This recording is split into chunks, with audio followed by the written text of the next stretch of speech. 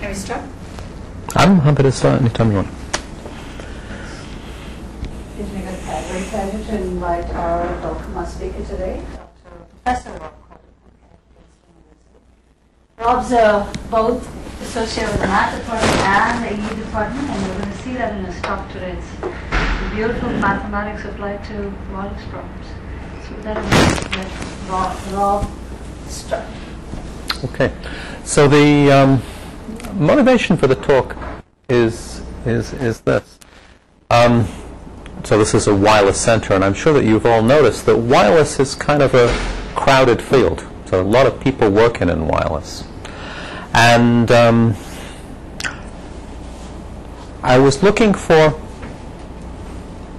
a slightly different area where it'd be less crowded, and yet at the same time there'd be the same kind of opportunity to do something new as there was at the start of wireless when you had multiple antennas. So the idea here that you should have in the back of your mind is that in radar, in sensing today, you have these big radars. They have many antennas. What they do today is something rather dumb. They all send out the same waveform. When you send out a waveform and illuminate a target, you distort it in a certain way. You blur what you're looking at. But of course, if you use different waveforms, you can blur what you're looking at in different ways. And by combining the two, you can see clearer. So the proposition at the back of this talk is that there's going to be a singularity, which is singularity in wireless that resulted from the introduction of multiple antennas. I'm going to start by telling you about polarimetry and what we call instantaneous radar polarimetry. So here, just like with multiple antennas in wireless, we're going to have two channels, vertical, horizontal polarization. They don't have to be vertical and horizontal, they just have to be orthogonal. And what we're going to do is we're going to coordinate what we send on these two polarizations, and we're going to coordinate also in time. That's the basic story. And I should give a little bit of context, because I don't want to suggest that people don't do polarimetric radar now. But let me characterize, maybe a little bit unfairly, how that happens today. I mean, you should know that people can look down on your garden from space and they can figure out whether you're growing tomatoes or the wrong sort of poppy, right? And that works on polarimetry. So what happens there is you start off, you transmit on vertical for a while, you collect statistics, switch to horizontal, you transmit on horizontal for a while, you collect statistics, you put them together. Now, I would characterize that as serial and non-coherent. Serial in the sense one polarization after the other. Non-coherent in the sense that at a certain point of time, you're only looking at one of the two polarizations. What I'm going to describe is something that is concurrent and coherent. And the idea is that by getting polarization information on a pulse-by-pulse basis, we can actually enable the use of polarimetry for target detection.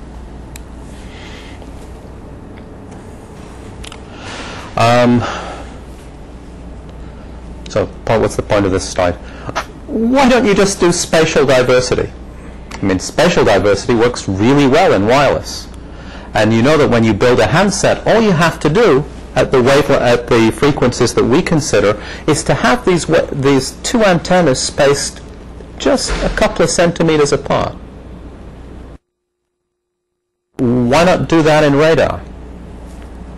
The problem in radar is that in order to get the spatial diversity, you have to space the receivers really far apart, like hundreds of meters. And when you do that, you have a problem of getting the timing right, because you're going to do time of arrival signal processing. And though that has become easier with things like GPS, it is still quite a challenge. The great thing about polarization is that these two streams, differently polarized streams, have the same timing. So what I'm going to describe is something that gives you diversity 2, and it gives you diversity 2 without increasing the signal processing complexity beyond the baseline system, essentially. So it's just like Alamudian wireless. Now, what are we going to do? We're going to send out on vertical and horizontal, and what we send out is going to reflect off of the background and things we might be looking at. Let's just think about a point scatterer. The point scatterer is completely described by a 2x2 matrix. This coefficient is you sent stuff on vertical and it reflected back on vertical. Sent on horizontal, reflected back on vertical. Now, you don't actually get to observe that scattering matrix. What you get to observe is the coupling of that matrix to the receive and the transmit antennas. But that's okay, because we actually understand that coupling, or we can understand that coupling fairly well. So we will be imaging this.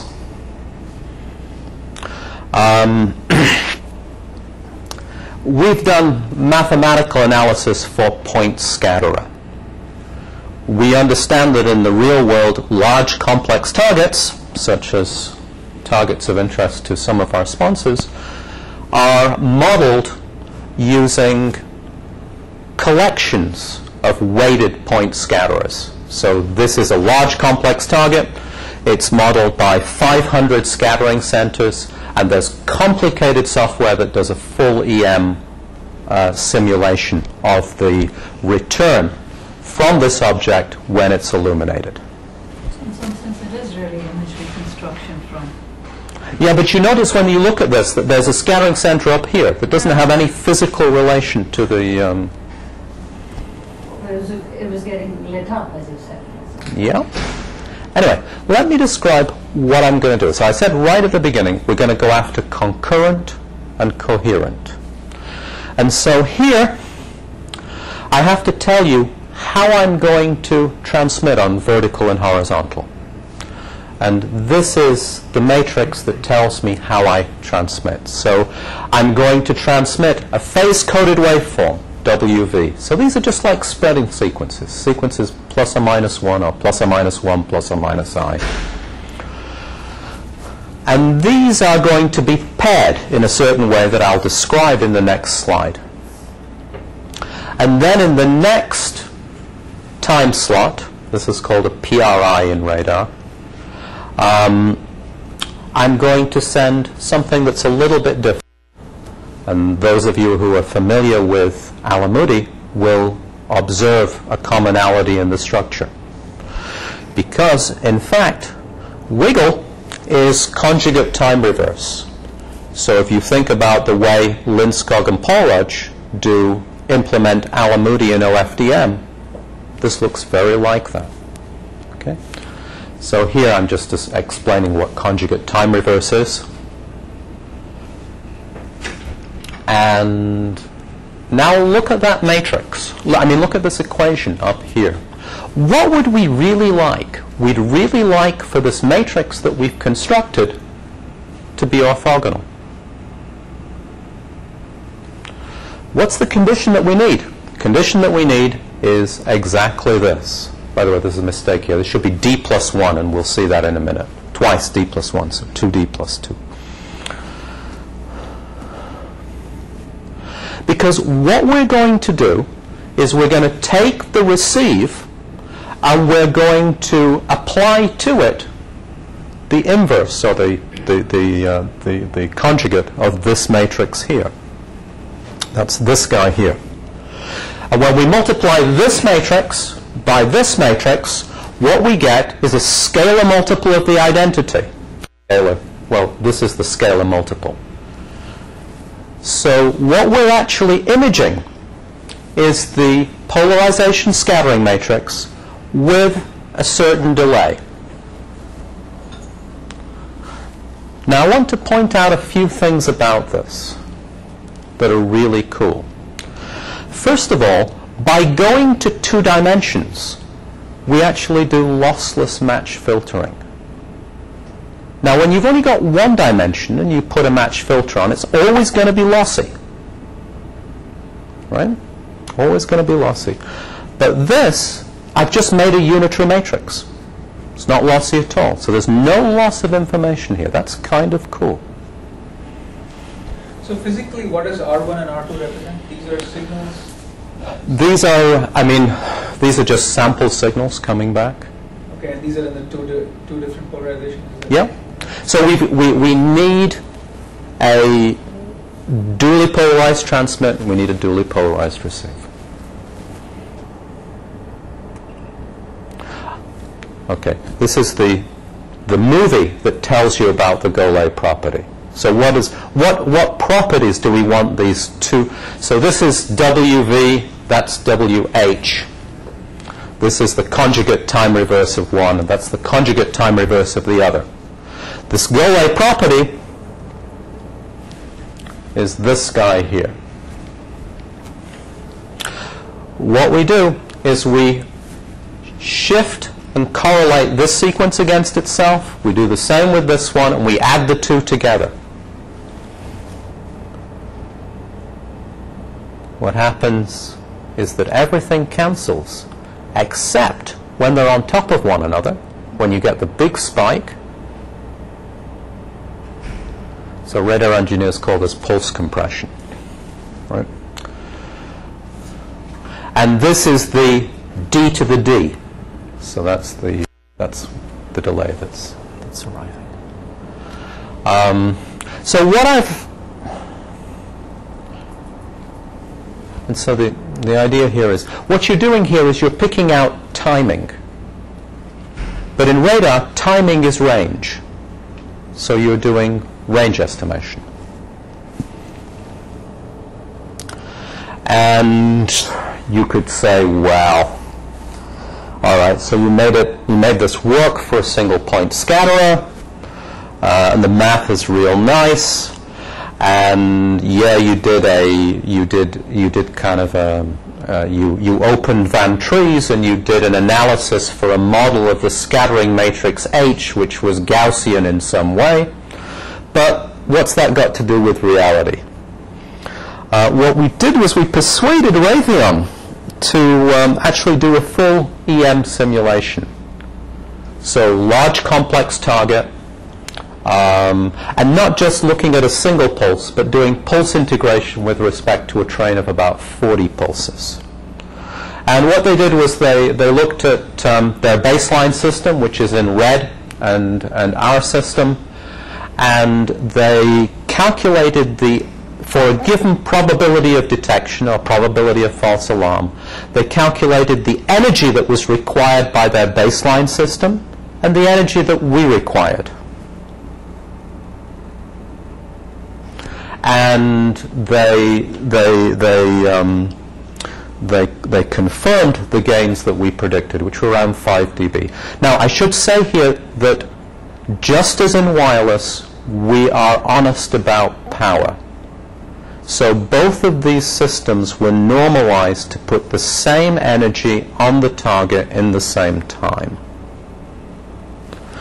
Of course, the gain depends on the SNR of the target. It depends on a number of other things, but this is something that really got their attention. What's happening in these pictures is you're looking at the VV and HH component and the HV and VH component. There's the large complex target is sitting here, and there's something that starts off here and that makes its way towards it. In the beginning, there's not a lot of variation, but as you get close in, you start to see all the different scattering centers, and you get a lot more variability. Something that you notice here is that these are about 8 to 10 dB down from these. You shouldn't, though, be thinking in terms of a model for this scattering matrix. I mean, you should just think of the scattering matrix as having incredible variability. If you're looking at a plane and it turns a milliradian, that matrix just scintillates wildly. The idea is that by looking on all the channels, you're better able to pick things up. So this is for any target. It could be mobile, it could be stationary. Well, I'll talk about mobility in a minute, because in a sense what I did here was I described for you something that works perfectly if this thing that you're looking for isn't moving at all. And you can say, well, how realistic is that? But yeah, so this is, I mean, this is a full EM simulation of a model of a complex target here and our algorithm with respect to something that's coming in. So what's on the y-axis of that plot? It's SNR versus... So this is received energy, and this is distance. No, the last one. Oh, this one. This is the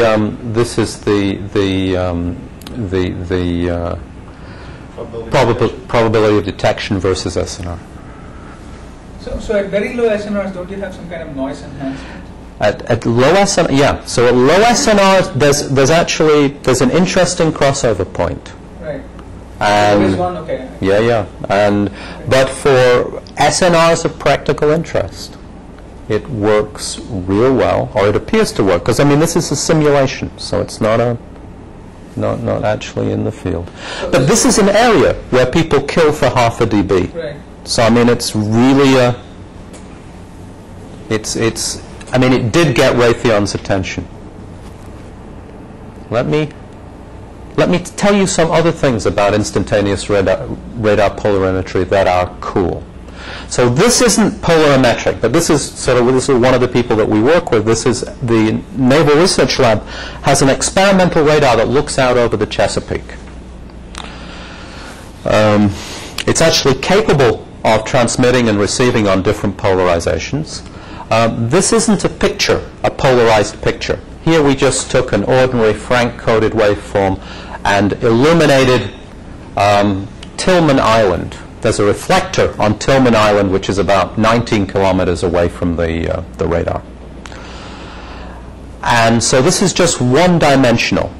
And you send a waveform. And, you know, oftentimes you illuminate a cliff, but what you're really interested in is the beach.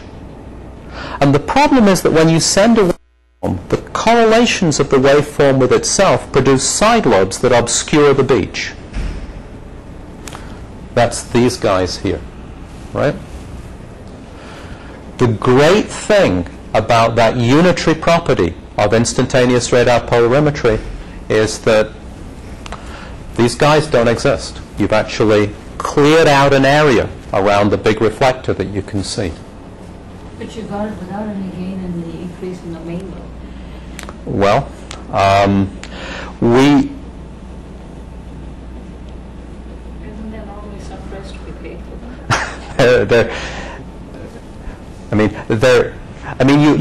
you put the energy somewhere else, but one of the stories here about waveform design is that by designing the waveform, you can move these side lobes around.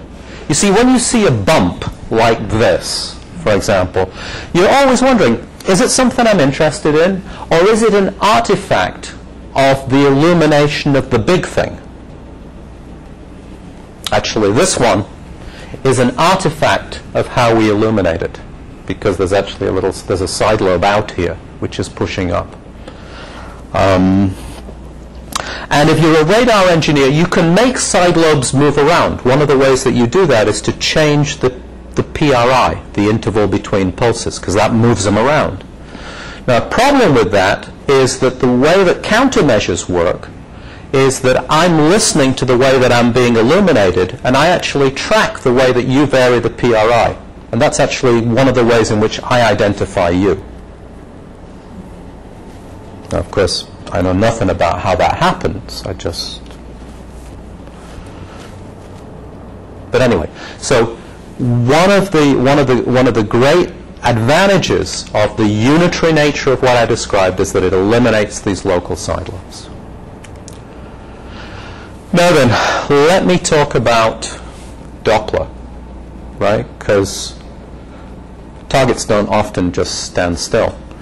And when they move, they create Doppler.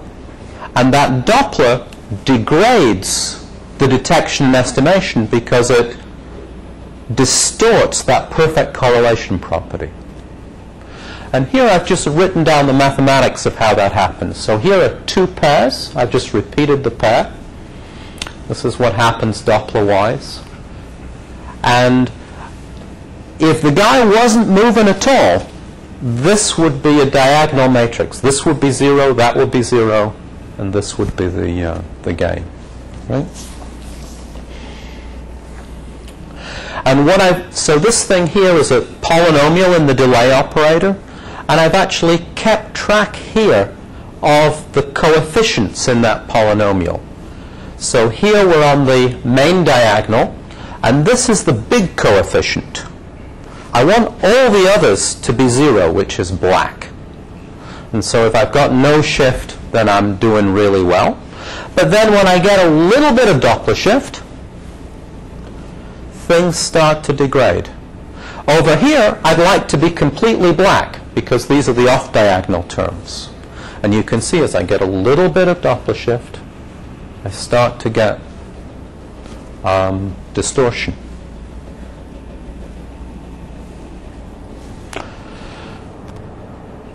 But waveform design is really powerful.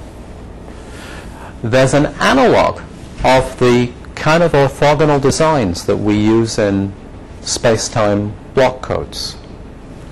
So here I've chosen a very particular sequence of pairs. There's actually a magical way of doing this that's connected to something called the Toohey-Morse sequence in mathematics. And what we're actually doing is, you see this, what you'd like to do, well, what you do is you take this entry and you expand it in a Taylor series in theta about theta equals 0. And you see these, you're going to pick up expressions in xx and yy. Right? These are like moments. And now you're going to choose the sequence to kill moments. And there's some beautiful mathematics you can do. And this choice, I mean, if you want to kill so many moments, I can tell you how to do that. You might have to go out a certain ways in order to do that. But here we've just killed, I think we've just killed the second, maybe the third moment, but the second moment certainly. And you can see this is just perfect out to a certain Doppler shift, and this is perfect too. So what this says is that this method of doing range estimation is resilient to Doppler shifts. So what it's saying is that it'll work if you're going no more than, let's say, 30 miles an hour. But that's all that you need, because if you want to cover 0 to 300, you just do 5 different Doppler bins and run this on each one. So what you want is a range of Dopplers where this works really well. So that's the... So this matrix really doesn't depend on the random phase shift that will happen? No. Or is it tuned for... It's not, right? No. It's designed to be resilient to phase shifts in a certain range. Now, you guys are all communications guys, so let me turn this around and say, imagine that you're doing something like CDMA or OFDM, and you want Doppler resilience, right? Because I mean, the difference between WiMAX making it and WiMAX not making it is whether it can do mobility.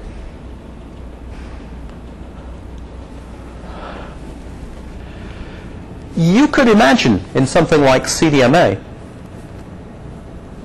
probing the channel, getting an idea of whether it's changing and how it's changing. And if it's starting to change in a way that indicates mobility, don't issue someone with a spreading sequence, issue them with a train of spreading sequences, like 2 or 3. And then do your processing. So that, I think, is a way of doing Doppler resilient communication. It's just kind of the dual of this. All right, so this is the summary. The baseline is single channel. What we're proposing is 4 channels. We've done an analysis which is basically a Van Trees chapter 9 analysis. What happens is that you get this matrix and then you ask you do Gaussian hypothesis testing. Is this a target or is it noise? So we've done that. But we think that the main gain comes from the fact that the statistics of targets don't look like the statistics of backgrounds. Right? If I'm a target and I'm trying to pretend to be background, it's a whole lot easier if I'm doing it in 1 dimension than if I'm doing it in 4. So the idea is that we should be able to replace complicated statistics on lossy 1-dimensional projections with simple statistics on 4 dimensions. That's the whole idea. And you can see, so serial and non-coherent to concurrent and coherent, 1 channel to 4 channels, get rid of the local side lobes.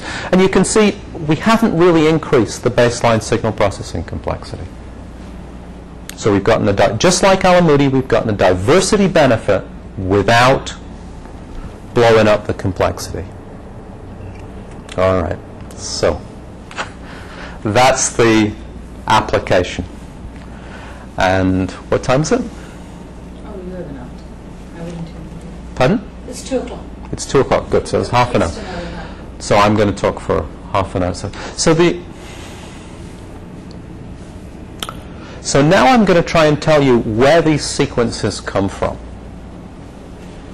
And really the perspective I want to take is that detection and estimation is basically about correlation. And so I'm going to describe that group theoretically. I have discrete time intervals that I step through, and maybe I'll cycle back to the beginning. So I have the integers modulo n time steps, and I have the dual of that in frequency space. So that's the group that's natural to detection and estimation based on correlation. Now, think about all the sequences that you know, like spreading sequences. Where do they live? They don't live in that world. They actually live in some complicated algebraic coding theory world. You know, they're given by quadratic functions, second-order Reed-Muller codes, Walsh functions. They live somewhere different. And what I'm going to describe is a mathematical way of connecting these 2 worlds. And I'll do it with particular reference to these Golay sequences. Now, to do that, well, I should say a little bit about quantum computing. All right, because this is where the sequences are going to end up living. So, complete change of subject. We're going to talk about quantum computing for at least 2 slides. In the classical world, bits take 2 values, 0 and 1. In the quantum world, you have a 2-state quantum system. It's got 2 basis states, 0 and 1, like spin up, spin down. And you can be a linear combination of those 2 states. You can be in a superposition of 2 states. And so the coding world is given by a 2-dimensional Hilbert space. If you have m of these qubits, then you're in a 2 to the m-dimensional Hilbert space.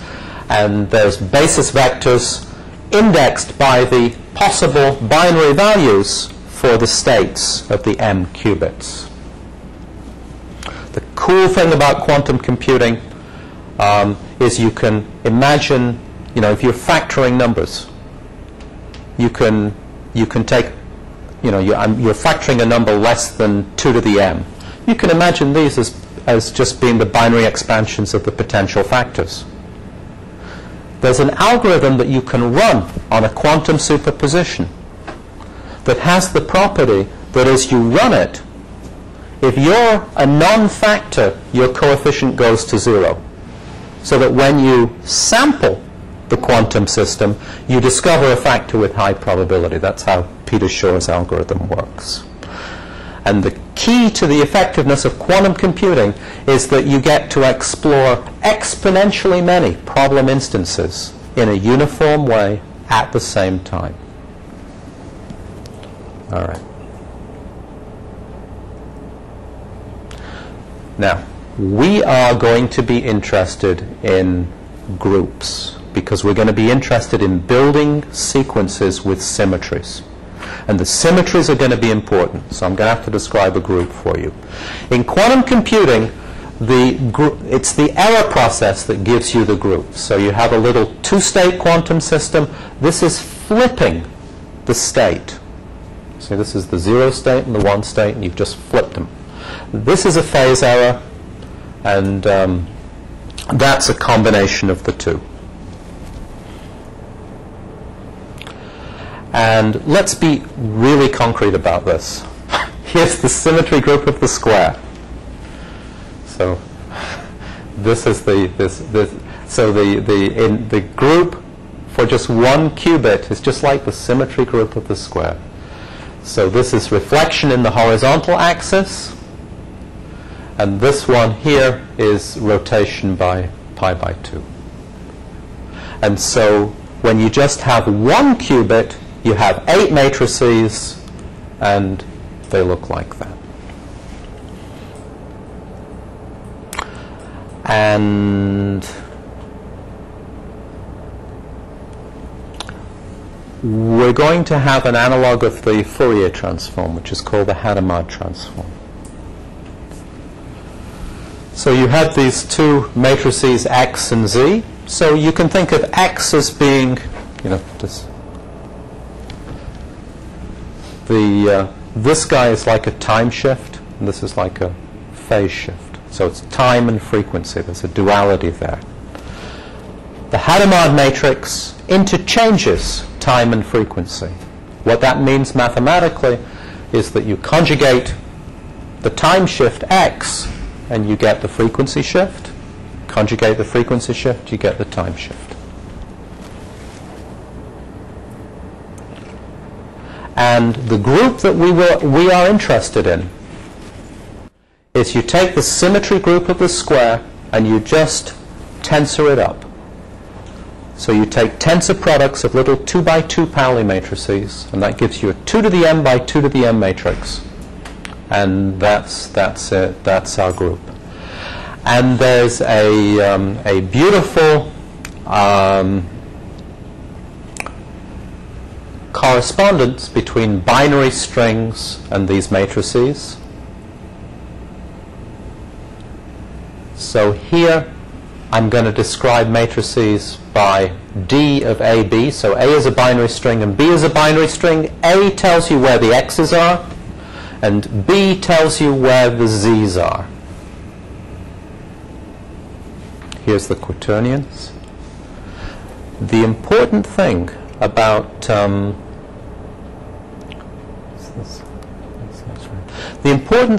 this group is that it's trying really hard to be a commutative group. It doesn't quite make it. Things either commute or they anti-commute. If they anti-commute, AB equals minus BA. How do you tell which things commute and which things anti-commute? Well, when does this guy commute with this guy? Well, what you do is you form a symplectic inner product. The symplectic inner product is, this is a binary string. You take the inner product with this guy, and then you take the inner product here, and you add the two together. If the answer is 0, they commute. If the answer is 1, they anti-commute. So this is the group on which all of quantum error correction, all of fault-tolerant quantum computing is based. And we're going to use it for sequence design. Let me tell you. So you probably all know about Walsh functions, but let me tell you a different way of thinking about Walsh functions. So Walsh functions are an orthonormal basis for four-dimensional Hilbert space here. They're a very special orthonormal basis. They're actually a basis that's invariant under the time shifts. So each Walsh function is an eigenvector for every time shift. So it's like in continuous mathematics when you have time shifts and sinusoids. Right? So here in our discrete world, we have Walsh functions and we have time shifts. So the idea is I'm going to be interested in phase-coded waveforms. These are phase-coded waveforms, sequences of +1s, -1s. I'm going to be interested in sequences that make an orthonormal basis. And I'm going to want the orthonormal basis to have a big symmetry group. And we'll see why in a minute. So, now before I get there, I have to talk a little bit about operators. Because remember, I had this picture where I had the correlation problem and I had the sequence design space. They're just different ways of looking at the same Hilbert space. So I have to say a little bit about operators in Hilbert space. So here, operators in Hilbert space, there's a standard inner product, there's a standard norm, and this group that I've just described is an orthonormal basis for the space of operators with respect to the trace inner product. That's easy to... so this is an orthonormal basis. And given any operator, I can write it in terms of this orthonormal basis. What I'm suggesting is that whenever you're given a detection and estimation problem that you can write in terms of operators, it's a really good idea to write that operator in terms of this basis, because that's going to give you insight into which sequences you should choose. So anyway, operators can be written as linear combinations. And so we can just think of an operator as an array of n-squared coefficients with respect to that basis. Now, let me try and give you an idea of why symmetry is important. Here's a Walsh function. I make a projection operator out of it. So it's just a one-dimensional projection operator. And now what I'm going to do is I'm going to write it as a linear combination of things in my group. When I do that, something magical happens. Only some of them appear. The only group elements that appear are the things in the symmetry group. So the idea is that by giving a sequence a big symmetry group, I can really localize it. I can really localize the corresponding operator. That's the key thing. Over here I took a Dirac sequence, which is just a single spike. This is the projection operator. I wrote it as a linear combination of the DABs. And here, the only things that appear are the phase shifts. So again, I have an orthonormal basis, which is the Dirac orthonormal basis. The corresponding symmetry group are just all the diagonal phase shifts. And when I expand this in terms of the orthonormal basis, the only thing that comes out is the symmetry group. So the whole idea here is radar is really about interrogating an operator. The operator is the union of the background and the stuff you're looking for. Interrogation is sending it a waveform and looking at the return. So if the operator is R, you are forming X, R, X dagger. And by adjusting the symmetry group of X, you are focusing the question that you're asking of the operator.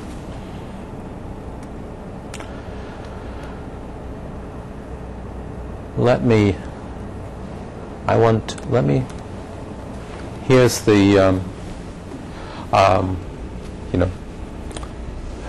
said before, we take the vector, we can take the corresponding one-dimensional projection operator. This is what it was. These things are called, this is really the discrete ambiguity function corresponding to the waveform. The Hadamard matrix gets you from the Dirac's to the Walsh's.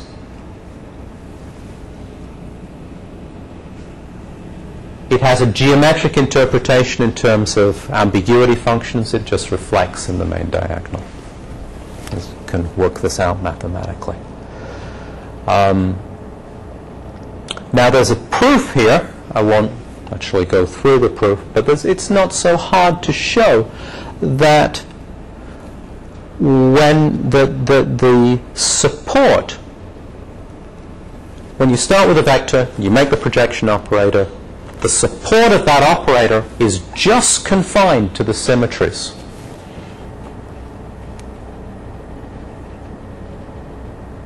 Which I don't.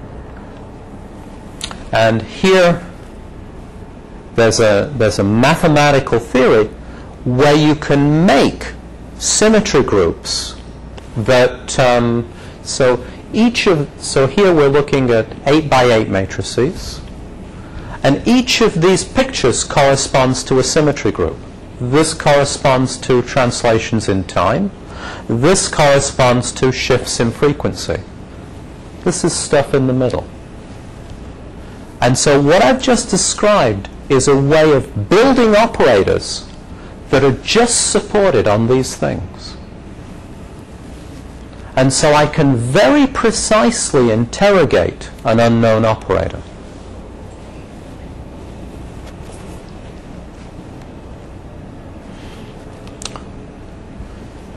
If you do wireless, these look awful similar to things that describe hopping patterns. It is exactly the same mathematics. So for example, in the FlareonDM system, you see stuff like this. Now, what do I want to do now? So now I want to try and make this connection between these two worlds, the sequence design world and the other world. So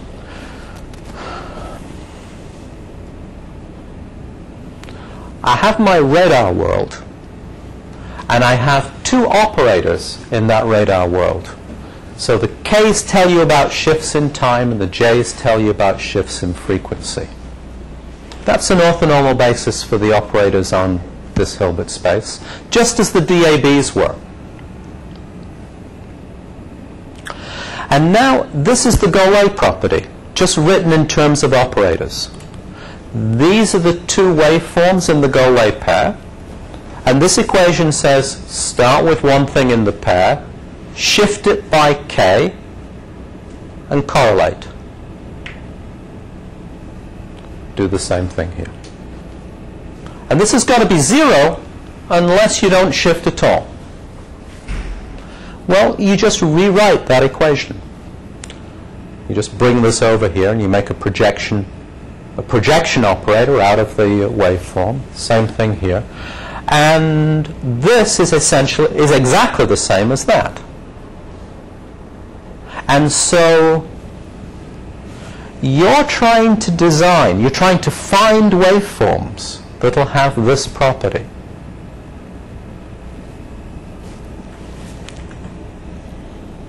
Now, how are we going to do that? Well, what we're going to do is our sequences live in the DAB world. We're going to just change basis here. We're going to rewrite this guy, which is an operator, just in terms of this orthonormal basis. something really pretty happens. When you look at the DABs that occur in that operator expansion, you see Sierpinski triangles. And so now you are, let me just, so now we can think geometrically about how to make Golay sequences and other things too. What's happening here is this matrix describes a symmetry group.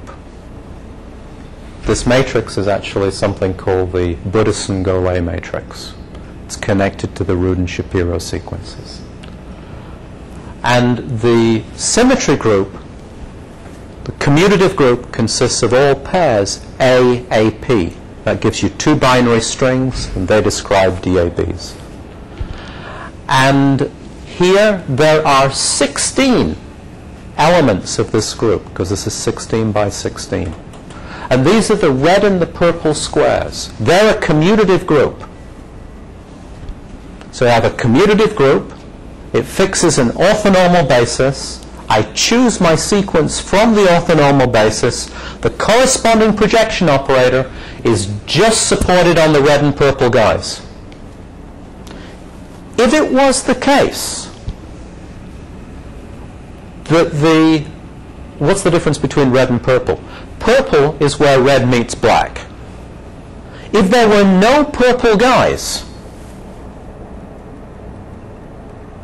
we'd be in great shape, because these guys would have disjoint support, and obviously they'd be zero.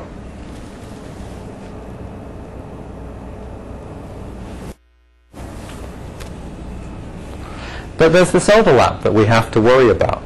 But the good news is that we have two sequences. So what we do is we arrange for the two sequences to have the property that when we look at the corresponding projection operators in the expansion, the entries here, here, and here have opposite signs. So we actually arrange for that to happen, so that when we add the two projection operators together, these guys disappear, and then the Golay property is satisfied.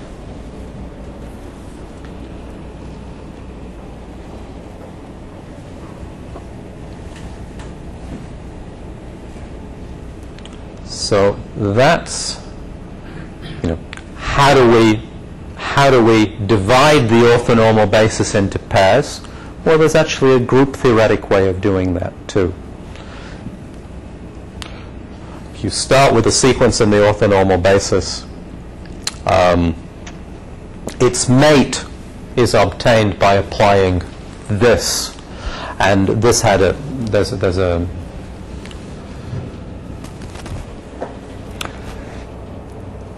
a magical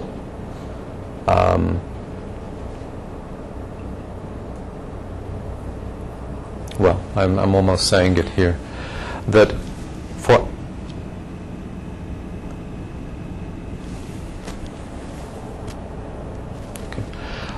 what were these purple spots? Right, there's three of them. They're actually these spots. The Sierpinski triangles correspond to pairs AB, where the support of B is contained in the support of A. So the only bad guys, the only guys that you have to worry about overlap-wise, are pairs. So the commutative group is all pairs VVP. The only ones that you have to worry about are the ones where the support here is contained in the support there. So somehow we have to arrange for the two waveforms to have opposite sign on these three, in these three places. And the group theory tells you how to do that, because the magic ingredient is a pair A-B with the property that the symplectic inner product between this guy and each of these is 1. So you see symplectic inner product between this guy and that one is 1 times 1, that's 1. Anti-commute. Same thing here, same thing there. That anti-commuting corresponds to opposite sign in the picture. That's what the mathematics tells you. So we have a way of, just a really nice way of producing these guys.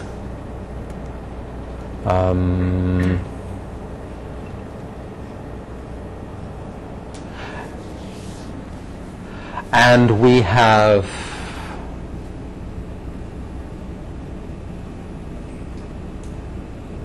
so this is kind of the tip of a construction iceberg, because we can produce not just pairs, but we can produce 4 tuples and 8 tuples, and they can have all sorts of properties.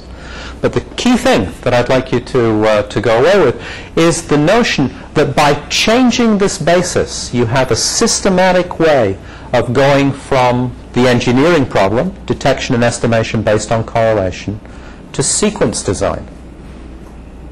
And you can actually design the sequences with the operators in mind that are a part of your detection and estimation problem. Yeah, that's a good place to stop. Let's have, what time is it?